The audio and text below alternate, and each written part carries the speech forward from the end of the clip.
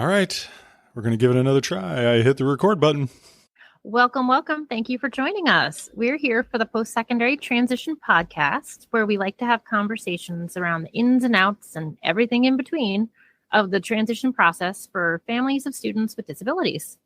I am one of the hosts. My name is Meghan Smallwood, and I am a public school transition coordinator. And who is my co-host? And I'm Patrick Cadigan. I'm a public school special education teacher. And before we begin our conversation, we do like to give our listeners a definition of what we're talking about. So when we are discussing post-secondary transition, it really focuses between ages 14 and 21 and really helps answer that question of what do you want for your child after they leave school? We're looking to help answer that question by asking parents to think long-term, milestones, the milestones ahead of you, the research, resources, the goals you have. And how do we define long-term? Well, what do you want your child to be doing after the school bus stops coming? Which is different for everybody, and it's a completely individualized experience. But along with that individuality can come some loneliness. In some cases, it can be a sense of isolation for families, and it's just a really unique experience. But there are other families who are going through the process probably at the same time you are. And along that journey, there's milestones that you need to focus on. Some of those are built around timeframes. Others can be at your own time frame when you're comfortable and you're ready. But using your child's school experiences will really help while doing the research. Using the resources at your disposal, such as a school transition specialist or other teachers, that's imperative. It is a lot of information. There's lots to consider, and in many cases, the answers will not always immediately present themselves.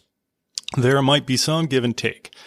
And there will be things that you do that may not have the desired outcome.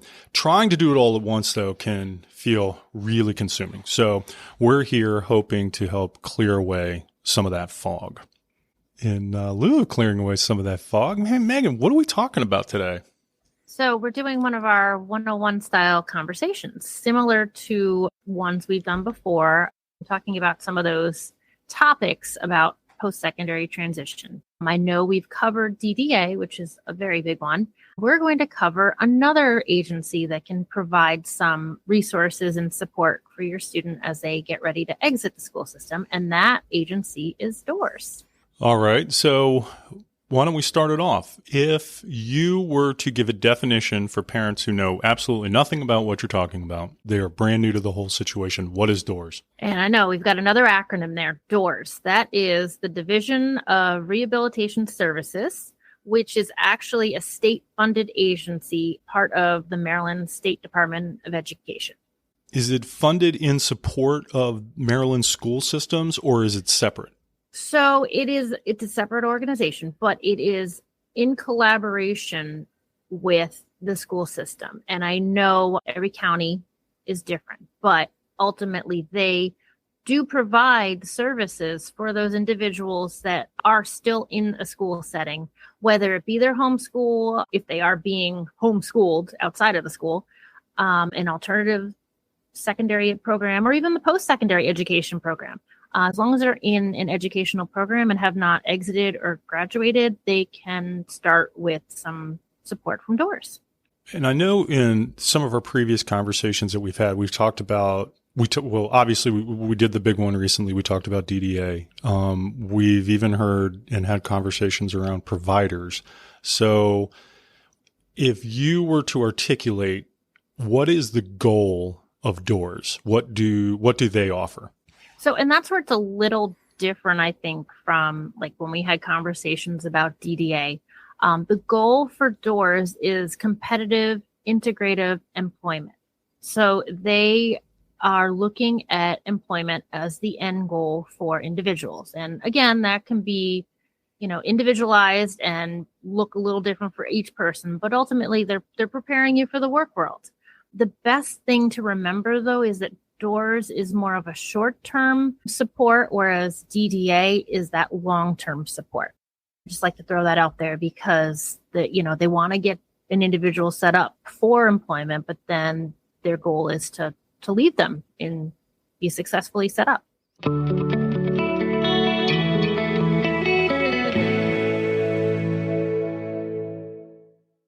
So if we were going to dive in, how do they break it down? Okay, so there are really just two big parts to know about DORS, and we'll cover them both. Pre-ETS, or pre-employment transition services, is that first step to really think about. That is the part of DORS that a student ages 14 through 21 can access. So once your child turns 14, usually when they start reaching high school. I don't know if the conversation has made its way down to 8th grade yet, but the transition specialist usually presents information at the IEP meeting or to parents about DORS and completing a referral to DORS.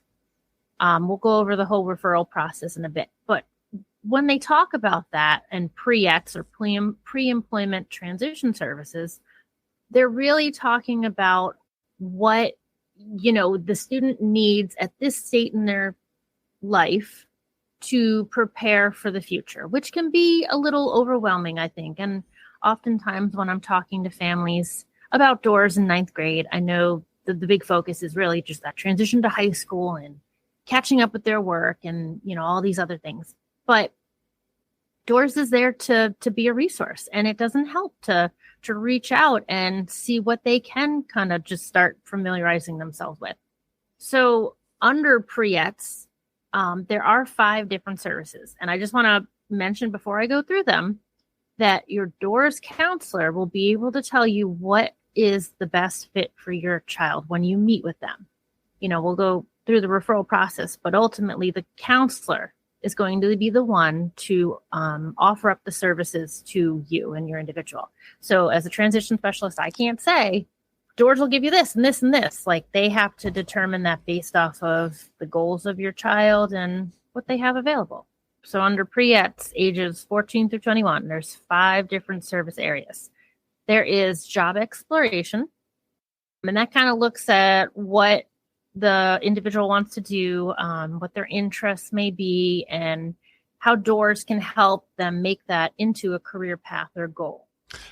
So quick question. So is this up to the school system, the individual, or like you had said, is this is DORS who's going to make this determination?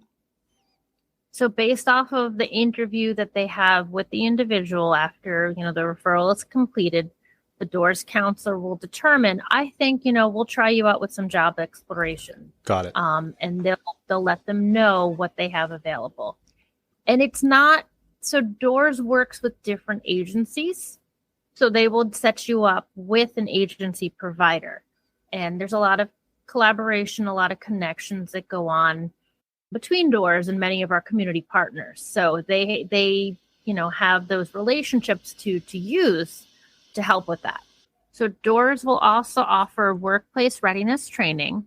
I can't give many specifics on what that looks like, but again, the DORS counselor can tell you if that's a good fit and if they have an agency partner who provides this service for them, because it can range depending, I think, on the county and just what the offerings are at that time. Self-advocacy is another area, and that is a big one that I know some of my past students have accessed through DORS. And it really focuses on having the student practice, having those conversations about advocating for themselves outside of mom and dad or a case manager or family or friends, just being able to advocate for their needs, especially at work, understanding what their disability is and what kind of accommodations they might need when they're at the work environment. It also helps them to learn how to answer certain questions they might be posed with in work situations.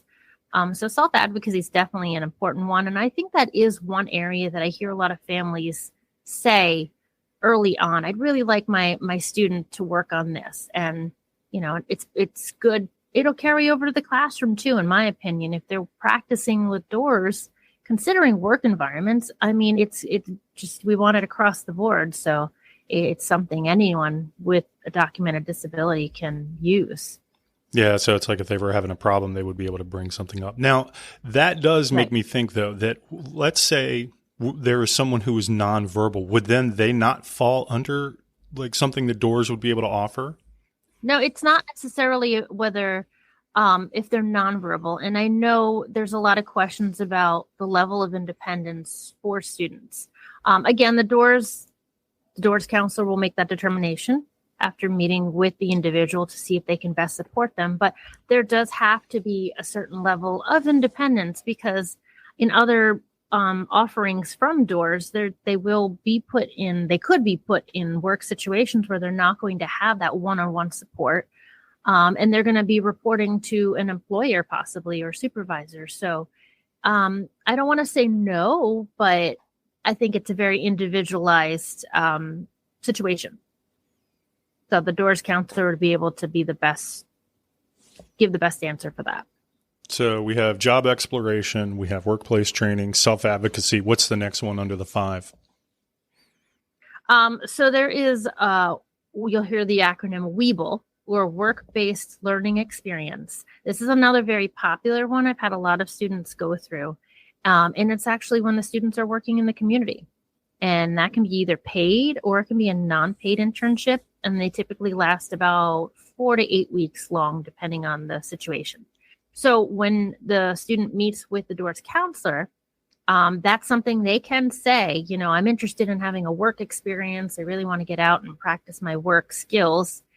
And then the counselor will refer them to an approved, and I said agency before, but really it's interchangeable. I think I meant vendor, because they have these agencies that they're vendoring through DORS funding to help provide the services. So DORS would send that information about the student to these vendors, and then they would reach out to the student to go over what a work-based learning experience, or WEBL, is, and help develop one for them based off of their interests. So they're really trying to match them with a work site in the community that they would possibly explore for future employment. So if they express an interest in working with animals, they might find a pet store that they have a relationship with to see if they can give them the work experience. So any funds that they would get in a paycheck, if it was a paid experience, is coming from DORS. So the employer is basically getting, this work for free from technically like a volunteer. So the community relationships are really built on that collaboration with DORS to give these students that opportunity. Even after the WEBL or work experience is done, a student can do it more than once, because it's really helping them to gain that independency and those work skills. And after they're done, there is feedback provided from the employer and the DORS counselor to see how things went. And that really does help, especially if the feedback's given to the school. I know I've had students who have gone through it before over the summer. And when they came back in the fall for the school year, it was nice to see what they had to say from the employer as we looked forward at like work study opportunities or next programs in the school system for them. So that collaboration with the DORS counselor is really helpful. And it sounds like, that's like resume building. Absolutely. I think the more experiences and the more opportunities to work with other people in the community is just really, imperative as the students prepare to leave the school system, because it could provide long-term opportunities with employment. It just helps build those references they might need for future job applications. I think it's a great opportunity. So that was the work-based learning experiences. And then DORS, the 5th service for pre-employment training transition services, or Pre-ETS, is post-enrollment. So thinking ahead after they graduate, are they going to college or are they going to a trade school? What's the plan for the student? Talking with your DORS counselor about what your plan is or what you think you might plan with is, and then going over the difference between college and high school. I think it's, again, that collaboration between the school staff, because I know on our end, transition specialists are discussing this with students as they prepare for the future.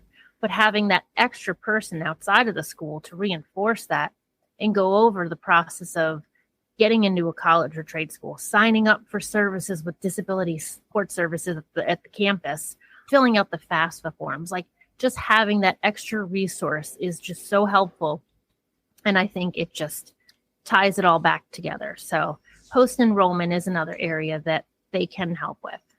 So the referral process for Pre-ETS can be done on the website for DORS. And we have the link on our website. If you're looking to find it, your transition specialist can provide it, or you can just go to the DORS website, which is doors.maryland.gov. And there will be a link in the show notes for that.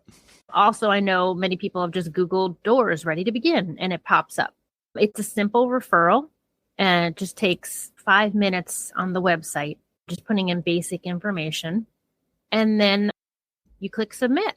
And then usually, if all goes well, you would hear back from them in about 2 weeks after the fact. And they would ask you in a letter to reach out to the DORS office to set up an appointment for that interview with your student, and you can join as well. And usually when it does come in the mail, the envelope says Maryland Department of Education, and really under small letters underneath that, it will say Division of Rehabilitation Services. So just be on the lookout, and the letter will come in your student's name, because I know sometimes people have gotten confused. They didn't get a letter from DORS, but something did come from the Maryland Department of Education, because DORS will only take 2 attempts to reach out to a family. And if they don't hear from the family or the student, then they close the case and you have to start the referral over, which isn't a long process, but can be a pain.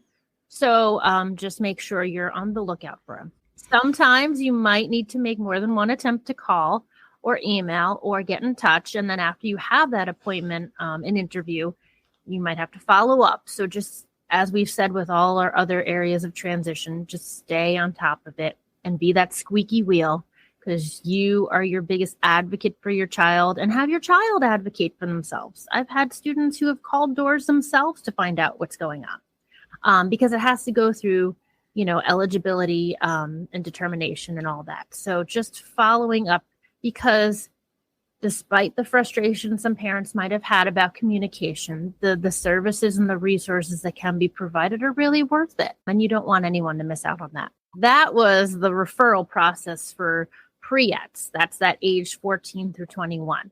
Simple online, anyone with a documented disability like an IEP can do it.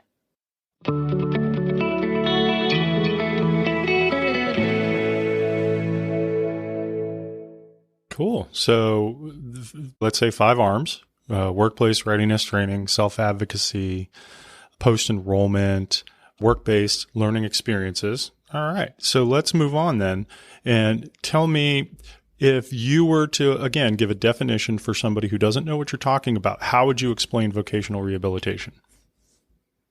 So vocational rehabilitation, or VR, that is another level, I like to call it a level of DORS, where the individual is pretty ready for work, but still needs some training to be provided.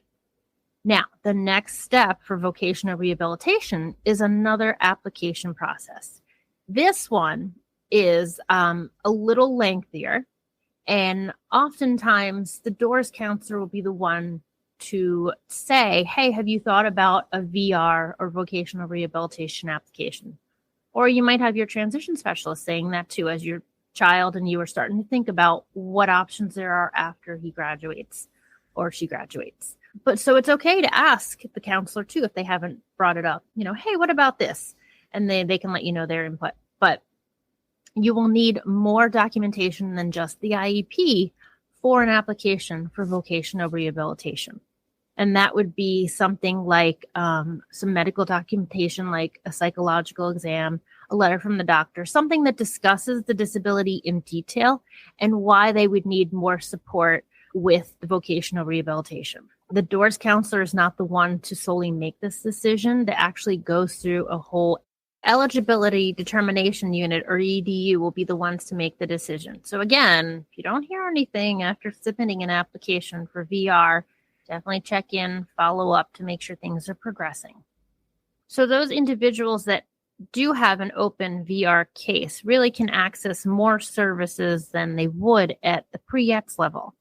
And again, your DORS counselor would be the one to best determine and discuss with you what that could look like. But I know some areas, the services provided for VR include career assessments, assistive technology, transportation, such as a driving assessment, which I know is a very hot topic and many people have asked about. job placement services, which is another big one, and even training with college or vocational training. So the DORS counselor will, after you've applied, you've found eligible for VR, they would come up with an individualized plan for employment, or an IPE. And that's developed with the student and the family. The DORS counselor will talk to them and see what they're interested in to make it individualized for that specific student. And this is what will really help lay out those steps to reach the individual's goal. It's treated like a contract, but every IPE does need and requires an employment goal on there. Even if the individual is going to college or trade school, one of the goals does have to tie back to employment. It will help, ultimately with building up their resume and their work skills so that when they do, leave and they're ready for the work experience, they are set up.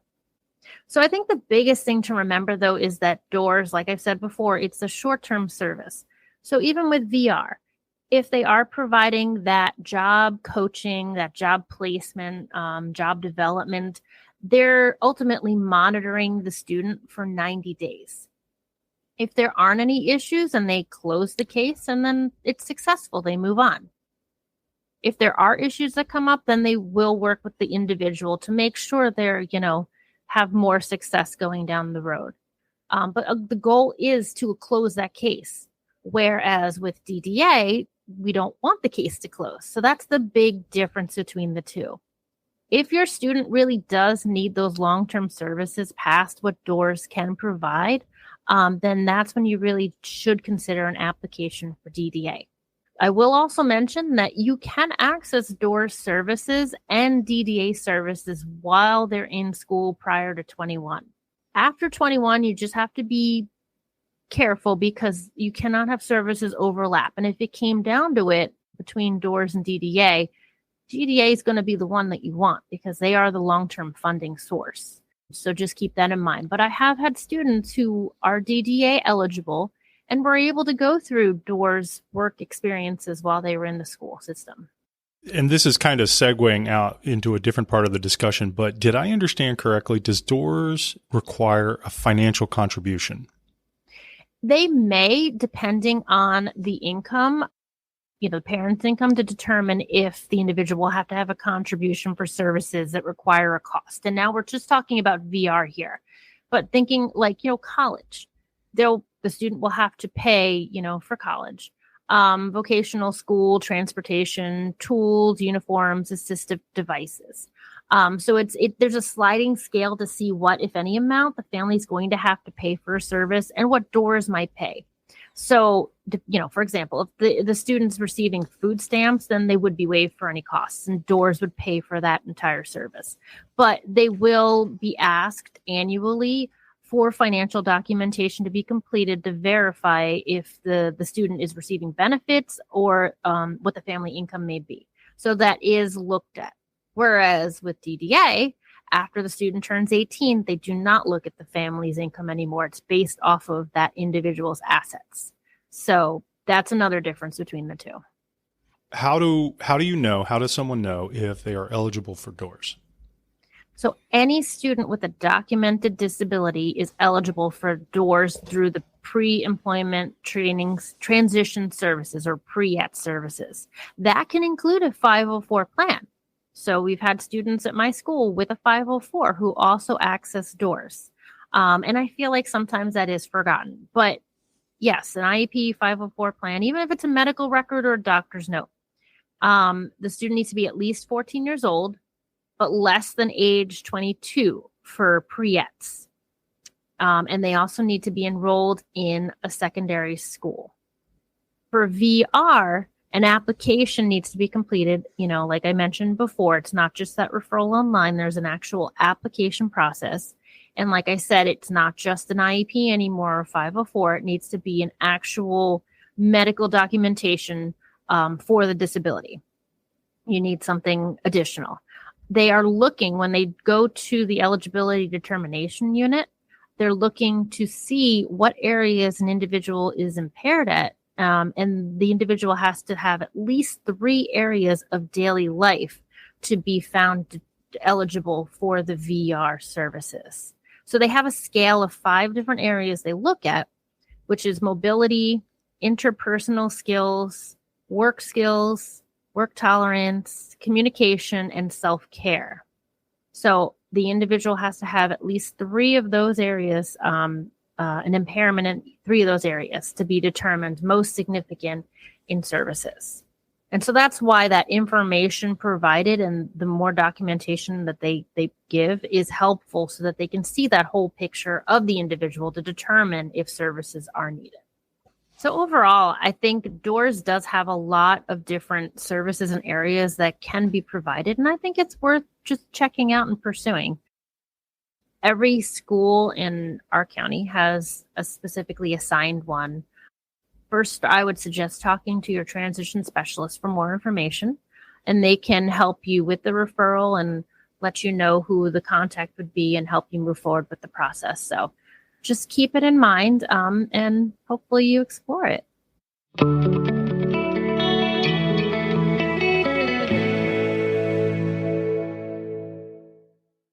And one of the things that Meghan and I have been conversing about behind the scenes was we decided that, you know what, one of the main reasons that we're here, right, is to share resources. So we're coming up with another segment. We're going to call it, Well, That's Helpful. So I get to dive in for the first one. I'm cheating because normally what we agreed to was that we were going to do one resource, right? We were going to introduce it. We were going to talk about it, but I'm effectively going to do 2. And there is a really good reason why. So the first one is going to be from our website, right? postsecondarytransition.com. If you start off at the very top of the tab that says start here, under that, you will have acronyms and definitions. And that's going to give you a whole host of terms and definitions of all of the things that we're essentially talking about. Or I shouldn't say all, but I will say many. Now, as the second one, there was one of our listeners had actually thrown this out as a resource to us. So thumbs up to Remy Nerschel. Thank you for that. She pointed me towards the Service Coordination website, and they have their own glossary of terms. So this one is going to be far more extensive, but it is really easy to navigate and really helpful. So there will be a link in the show notes for both our acronyms and definitions, but then also from Service Coordination and their glossary of terms. So I feel like that's going to be really useful for the family. So hopefully you guys can click on those links and find something out of it. Yeah, definitely worth exploring for sure. All right. Well, that was a lot. That was a lot. Yeah, there's always these agencies, like there's always a big conversation around those. And I'm sure we'll probably come back and find some more stuff later on. I'm sure there's never ending, never changing too. That's another thing. I think even, after doing a DORS conversation, there could be another one down the road because things always change and hopefully for the better, but good to touch base again. With that being said, please follow the information from this and other conversations in our show notes. Be sure to like, follow, and share out the podcast with other people in the transition journey. Check out our YouTube channel because we have videos of all our conversations, including some of the legwork that has been done for you by curating videos of topics that revolve around transition. So far, we have topics like guardianship, alternatives to guardianship, ABLE accounts, and still plenty more to come. So be sure to subscribe there as well. And finally, check out our website, which is chock full of information around the transition process. And you'll also find our contact information there. So please go to www.postsecondarytransition.com. And then in the future, I want you to say that 5 times in a row, really, really fast. Oh my God, no. All right, good deal. Well, we got another one down. Nice. All right. Another good topic. All right. Well, good deal. Well, then we're going to go ahead and we're going to sign off and we'll talk to everyone soon. All right. Thanks again.